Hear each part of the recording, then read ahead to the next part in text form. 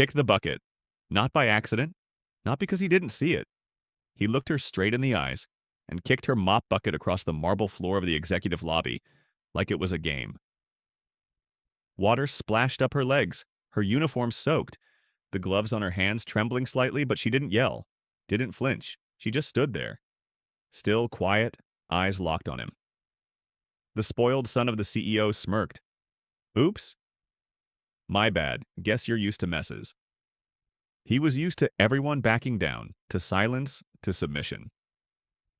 But that morning, as she calmly picked up the bucket, rolled it back into position, and continued mopping without a word. He had no idea he'd just humiliated the one woman in this building, more powerful than his father. And in 2 hours, she'd remind him of that fact, without ever raising her voice. It was 6:43 a.m. when she pushed the janitor cart through the private elevator doors on the 41st floor. No one noticed her, not the interns in overpriced blazers, not the managers rehearsing their smiles. But the floor knew her name. She moved with quiet precision, gloves tight, knees bruised, mind focused. Polish, wipe. Scrub. Every motion mattered, because in an hour a high-stakes investor summit would start.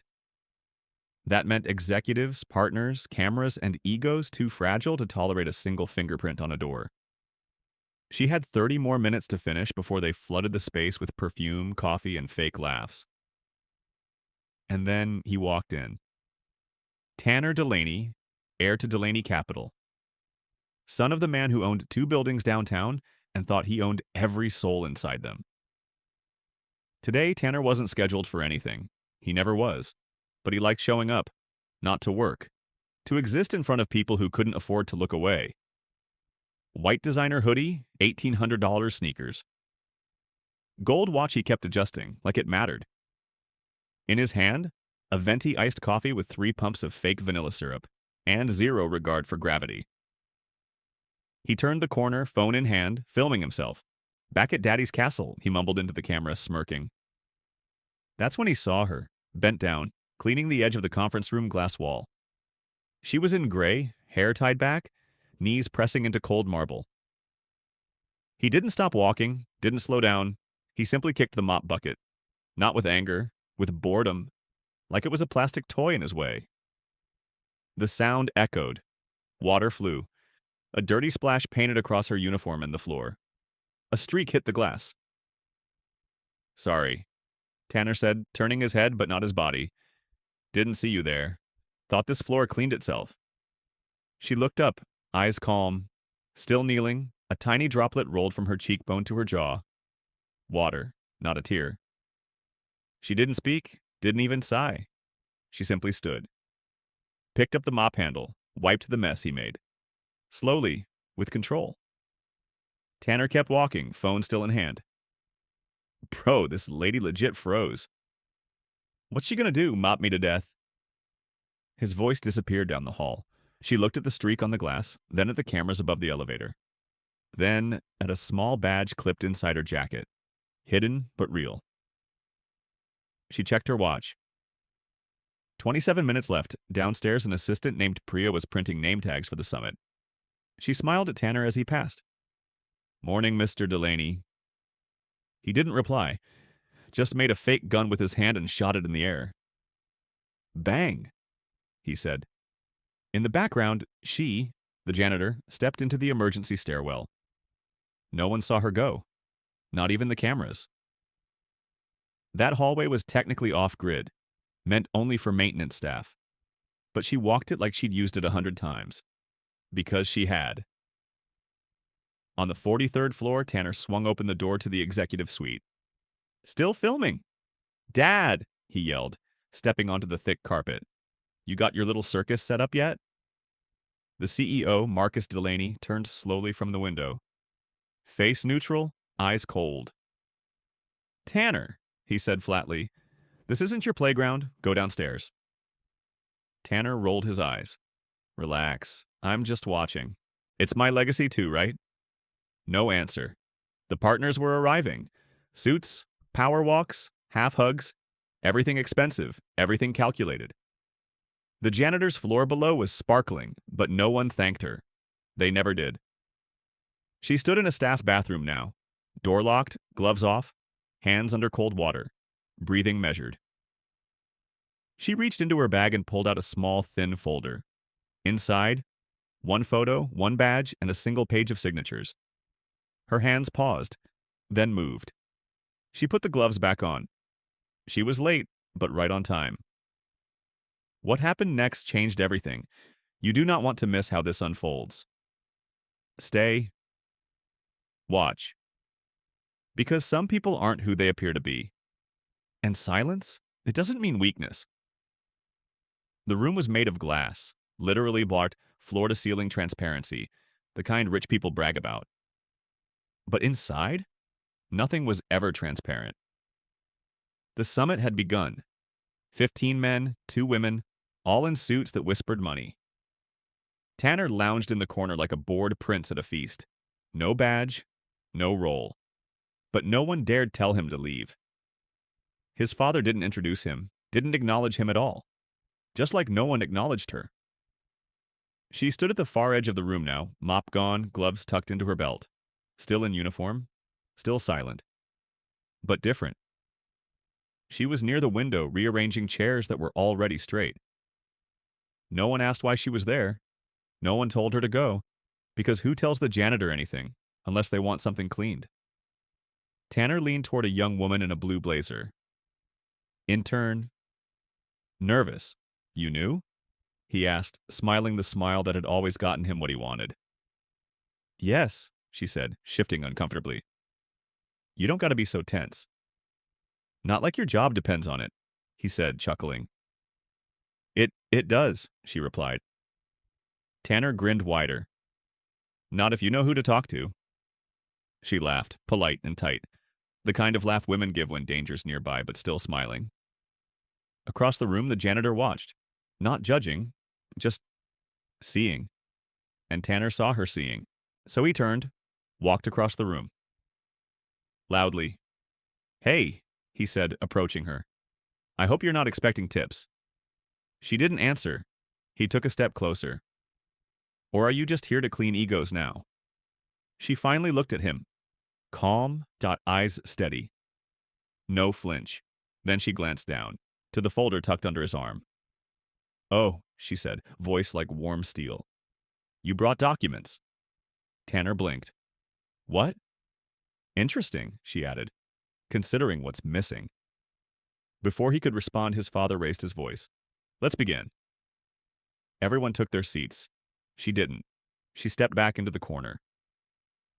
Halfway through the presentation, a man named Edward Klein, lead partner from the merging firm, leaned toward Marcus Delaney. Who's that cleaning staffer still in here? He whispered. Marcus didn't even look. Ignore it. Tanner probably spilled something. Klein's eyes narrowed. She's not cleaning. At the head of the table, the PowerPoint clicked forward. Slide 12. Projections. Profits. Fake smiles. The janitor moved again. Not sweeping, not mopping, just watching. She took out a small black tablet, quietly tapped, then locked the screen and tucked it away. No one saw except the intern, the one Tanner flirted with. The girl watched her like someone waking up to a different world. Later in the break room, Tanner was bragging. I swear this building's falling apart, he said, pouring himself espresso. First the AC dies, now the janitor's lurking in meetings like she owns stock. Someone laughed, carefully. He turned to the security guard near the door. Yo, Jamal, why is she still here? Shouldn't she be, scrubbing toilets? Jamal didn't answer, just stared. Something about the question made his jaw clench. She's got clearance I don't even have, he finally muttered, then walked away. Tanner blinked. Clearance? Back upstairs, the doors reopened. Everyone was back in place. The janitor, too. But now she wasn't near the chairs. She was at the end of the table, standing still, folder in hand.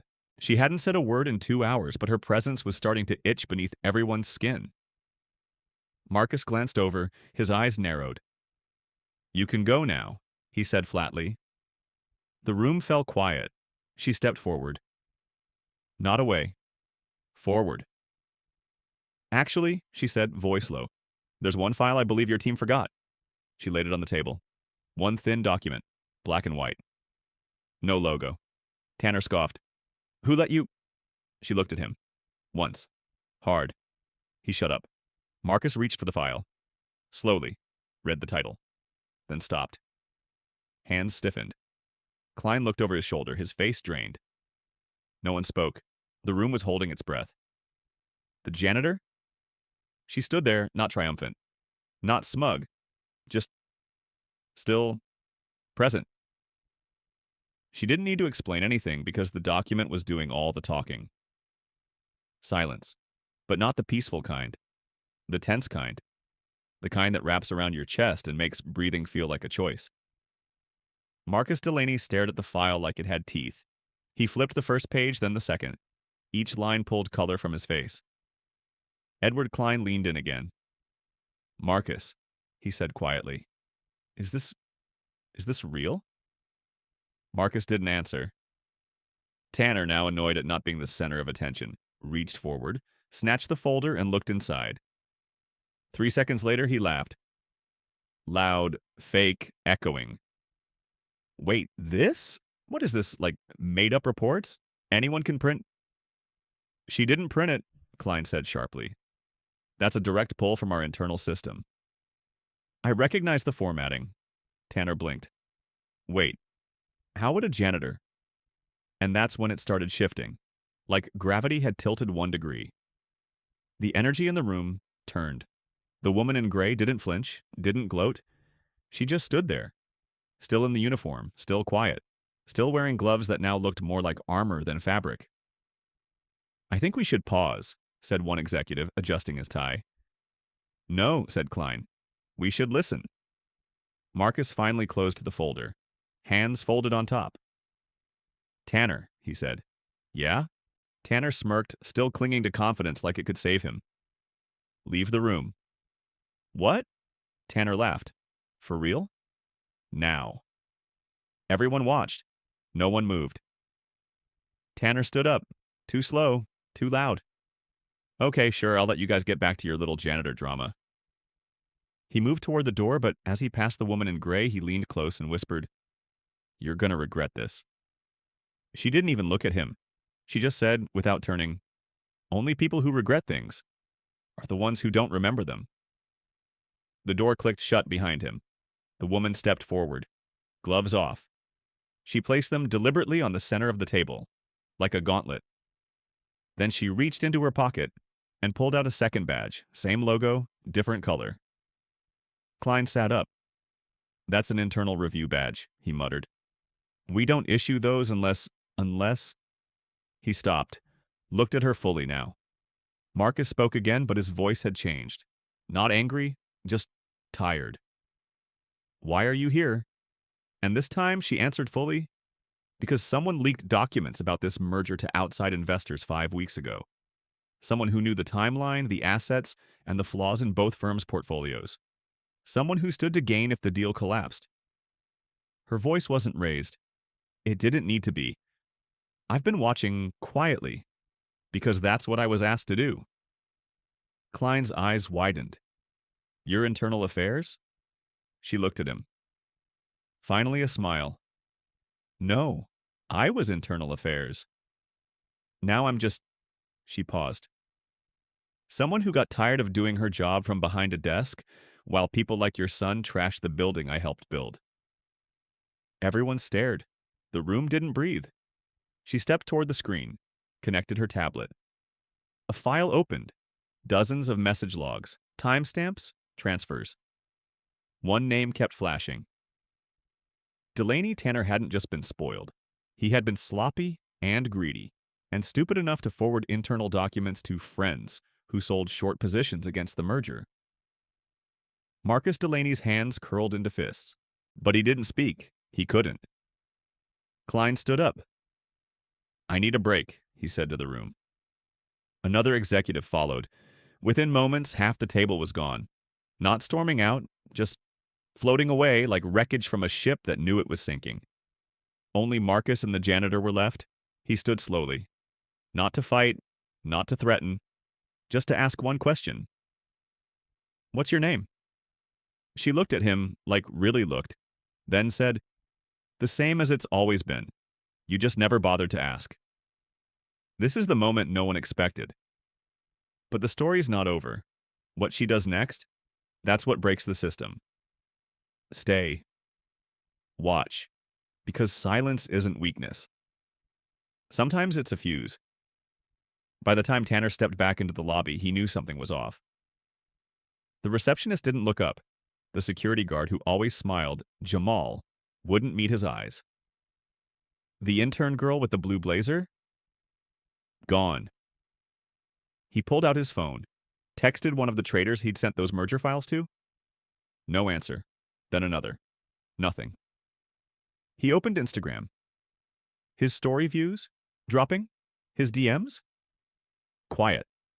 He refreshed again. Still nothing. He didn't know it yet, but somewhere across 3 servers, an entire folder of screenshots was being sent to federal counsel. And inside the boardroom? It was silent. Marcus Delaney sat alone at the head of the table. He hadn't said a word in minutes, just stared at the screen where his son's name kept pulsing like a warning light. The woman in the gray uniform, now without gloves, stood by the door, watching him but not judging, just witnessing. He finally spoke. How long have you known? She answered simply, since the day he mocked the janitor downstairs for using the freight elevator. Marcus flinched. He remembered that day. He'd laughed too. 2 hours later, the building buzzed again, but it was different. An official-looking woman in a navy pantsuit arrived, badge on her belt. Then another man. Then 2 IT guys in gray hoodies and dead serious expressions. Executives left early. Some refused to even meet her eyes on the way out. In the back office, HR pulled Tanner's badge access. In legal, 2 assistants printed NDAs so fast the ink smeared. On the 43rd floor, the cleaning cart sat untouched, but the mop wasn't wet anymore.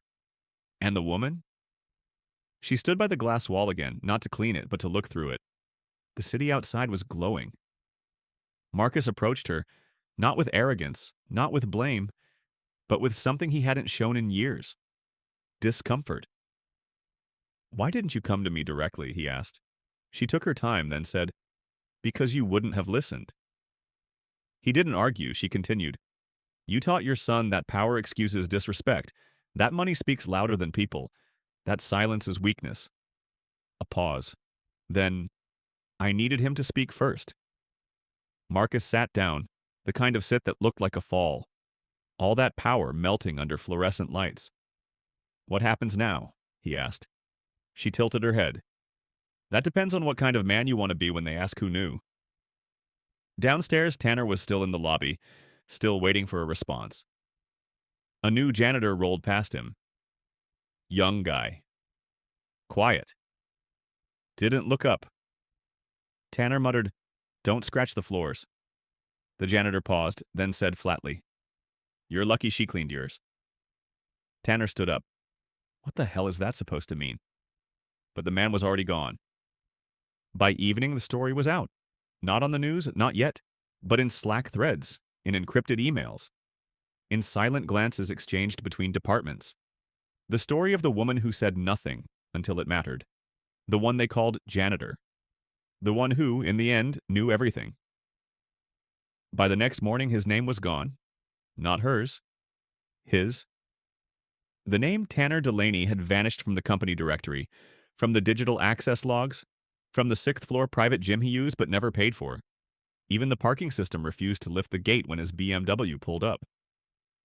He sat in the car for 20 minutes, swearing at a touchscreen that no longer recognized him. Then he gave up. Upstairs, the executive boardroom was closed, locked, not because of cleaning, but because of investigation. A memo had gone out. All external communications regarding merger negotiations must go through legal. Which was code for, we're in trouble. Don't say a damn thing. Marcus Delaney arrived at 6:57 a.m. First time he'd been early in years, but when he stepped into his office, She was already there. Not in uniform, no gloves, no badge.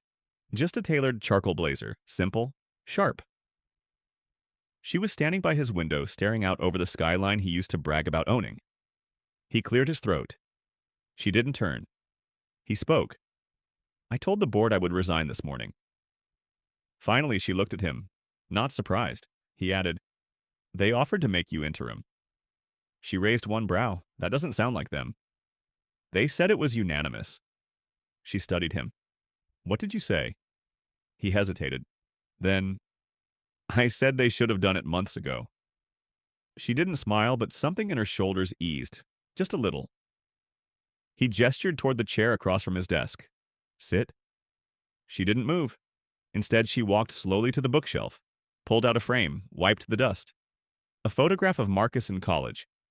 Back when he had no money, no boardroom, just ideas. You were different then, she said. I know. She set the frame down gently, then looked at him. You want to know my real name? He swallowed. Yes. She paused, then said, Dr. Elise Rains. He blinked. Recognition flickered. MIT? Systems engineering? 12th in my class. She nodded. Worked on merger risk algorithms before your company acquired the lab I built them in and cut half the team. Marcus sat down hard. You were that Elise? I still am. Downstairs, Tanner was yelling at HR. You can't fire me. I'm his son. The HR rep didn't even blink. That's no longer relevant, Mr. Delaney. But this is a joke. That janitor? She's not even... She's your superior now. Silence. Real, honest silence. The kind that doesn't ask for applause because it already won. Tanner staggered back, eyes wild. He turned to leave, then saw her, walking through the glass lobby, wearing her own name again, holding nothing, carrying everything. He froze. She didn't stop, but as she passed him, she spoke softly. Clean up after yourself next time. And walked away. The building didn't erupt. It didn't cheer. It just breathed like something toxic had finally left its lungs. And the woman no one had seen? She now sat where no one else deserved to be. Not because she shouted, not because she demanded, but because when they tried to bury her in silence, she built something louder out of it. Ending and moral. She didn't rise through revenge. She rose through revelation. Not by proving she was better, but by proving that dignity never needed a title. And for everyone watching, everyone who's ever been overlooked, ignored, mocked, or silenced, this story was for you.